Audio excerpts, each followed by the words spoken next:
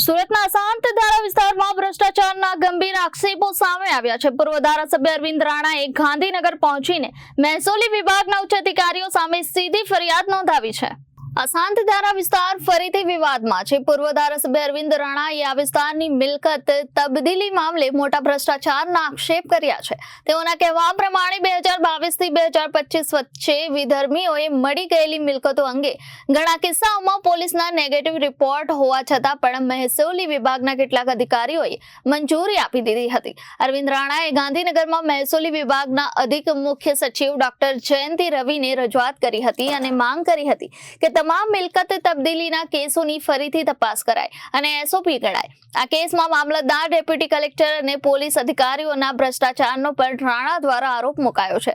તેમજ પૂર્વ ધારાસભ્ય અરવિંદ રાણાએ આ તકે સ્પષ્ટ કહ્યું કે હિન્દ વિસ્તારોમાંથી વિધર્મીઓને મિલકત આપવી એ ષડયંત્રનો હિસ્સો હોઈ શકે। તો એ જણાવ્યું હતું કે મને મળેલી માહિતી મુજબ અનેક મિલકતો વિધર્મીઓને મંજૂર કરવામાં આવી છે। પોલીસનો નેગેટિવ રિપોર્ટ હોવા છતાં પણ મંજૂરી આપી દેવી એ સીધો ભ્રષ્ટાચાર છે। આ મામલે સરકાર કડક પગલાં લે નહીં તો લોકોમાં અસંતોષ વધશે। હવે જોવાનું એ રહ્યું કે ડોક્ટર જયંતિ રવિના આદેશ બાદ સુરત કલેક્ટર કઈ કામગીરી હાથ ધરે છે। આ શાંત ધારાના લોકોમાં ભારે રોષ છે અને જો કાર્યવાહી નહીં થાય તો આ મુદ્દો વધુ ગરમાઈ શકે છે। મારો પૂર્વ વિધાનસભા મત વિસ્તાર સુરતમાં આવેલો છે અને 100% વિસ્તાર અશાંત ધારા હેઠળ આવરી લેવાયેલ છે। હવે અશાંત ધારા વિસ્તારની અંદર કાયદો એવું કહે છે કે મુસ્લિમ પરિવારો મુસ્લિમ વિસ્તારમાં રહે અને હિન્દુ પરિવારો હિન્દુ વિસ્તારમાં રહે અને પોતપોતાની રીતે સારી રીતે શાંતિથી પોતે સુલે શાંતિથી રહી શકે। પોતપોતાના ધંધા પોતપોતાના ધર્મનો એ લોકો વ્યવસ્થિત રીતે એમાં કામ કરી શકે એ હેતુને ધ્યાનમાં રાખીને આ કાયદો અસ્તિત્વમાં આવેલો છે।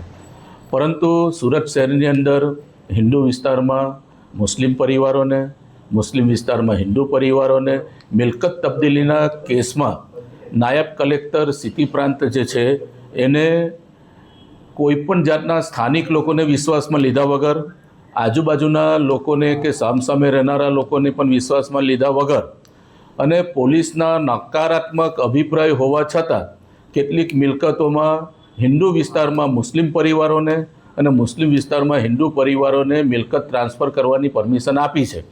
આ અંગે સુરતના કલેક્ટરશ્રીને પણ વારંવાર રજૂઆત કરી, સુરતના કલેક્ટરશ્રીની સંકલનમાં પણ વારંવાર રજૂઆત કરી, છતાં પણ નાયબ કલેક્ટરશ્રી દ્વારા મહેસૂલ વિભાગ દ્વારા આ એકતરફી આવી જે મંજૂરી આપવામાં આવે છે તો એના માટે હવે એક જ રસ્તો અમારા માટે બચેલો છે ચૂંટાયેલા પ્રતિનિધિ માટે કે રાજ્ય સરકારના મુખ્ય અધિક સચિવ જયંતિ રવિ મેડમ જે છે મહેસૂલ ખાતાના, એમને આ તમામ કેસો લઈ જઈને મેં રજૂઆત કરી અને રજૂઆતના આધારે તેઓને પણ એવું લાગ્યું કે જો કાયદો અને વ્યવસ્થાની સ્થિતિ ખરાબ થતી હોય અને પોલીસનો અભિપ્રાય જો નેગેટિવ આવતો હોય તો નાયબ કલેક્ટરે આવા જે કંઈક નિર્ણયો કરેલા છે એ નિર્ણયમાં ફેરવિચારણા કરવી જોઈએ।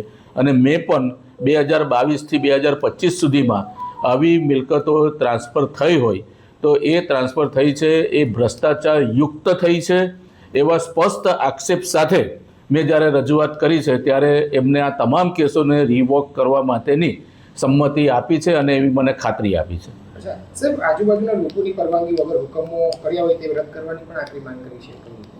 હા, તે તમામ કેસોને રિવોક કરવા માટેની એમને ખાતરી આપી છે અને સદનસીબે તે વખતે ગાંધીનગરમાં સુરતના કલેક્ટરશ્રી હાજર હતા અને કલેક્ટરશ્રીને પણ બોલાવીને આ જે કંઈક મારી રજૂઆત છે એ રજૂઆતમાં તથ્ય હોવાનું એમને જણાવ્યું અને એમને કહ્યું છે કે આ તમામ જે કેસો છે એમાં ઉચ્ચ કક્ષાની ઇન્ક્વાયરી બેસાડીને આ તમામ કેસોને રિવોક કરવામાં આવે। અને આ ભ્રષ્ટાચાર કોને કર્યા હોય, કઈ રીતના આક્ષેપ કરવામાં આ જેને પણ આ પરવાનગી આપી છે એ પરવાનગી આપનાર જે કોઈ તત્વો છે એ આમાં ભ્રષ્ટાચારમાં સામેલ હોવાનું સ્પષ્ટપણે જણાઈ આવે છે।